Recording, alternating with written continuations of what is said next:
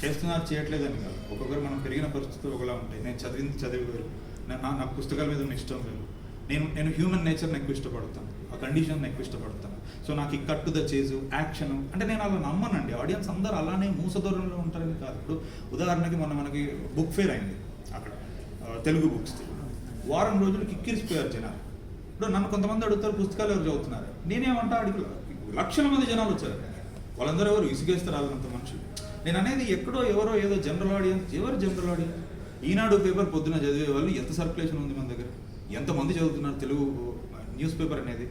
10th class first language Telugu ఎంతమంది చదువుతున్నారు? ఈ రెండింటి మధ్యలో కొంతమంది ఉంటారు, వాళ్ళకు తెలియదు కాబట్టి జనరల్ ఆడియన్స్ అంటే నేనేం చెప్తాను. అంటే భాష ఎట్లా బతుకుతుంది? ఎవరో ఒకరు ప్రయత్నం చేస్తారు. ఇంకోటి నిజంగా చెప్పాలంటే కొద్దో గొప్ప ఈ రోజుల్లో భాషని బతికించగలిగే శక్తి ఉందంటే సినిమాకి. ఎందుకంటే పోయిటరీ వదిలేసాం, అది నిజం, జగమెరిగిన సత్యం, దాని గురించి మాట్లాడుకోవాల్సిన పని లేదు. చాలా వరకు బుక్ షాప్స్ అన్ని తక్కువైపోయాయి. 100 క్రాస్ రోడ్లో హిమాలయాలు ఉంటే ఒకే ఒక విశాలాంధ్ర నవచేతనం ఉంటుంది దగ్గరికి వెళ్తాం. సో సినిమా నిజంగానే దీనికి ఒక పవర్ ఉంది. ఎక్కడో చెప్తే త్రివిక్రమ్ గారు సిరివెన్నెల గారి గురించి చెప్పినట్టు ఎవరో ఒకరు ఆ భాష చూసి బాగుంది ఇలా మాట్లాడుతున్నారని భాష మీద ఇష్టం పెంచుకోవచ్చు. సో నేను చేసేది ప్రయత్నం, నా సెల్ఫ్ ప్రకటన ఏం కాదు. నేను మనిషి మాట్లాడకుండా కూడా నేను సినిమా తీసాను అందులోనే. నా బ్యాక్ స్పేస్ అనే షార్ట్ ఫిల్మ్లో తెలుగే ఉండదు.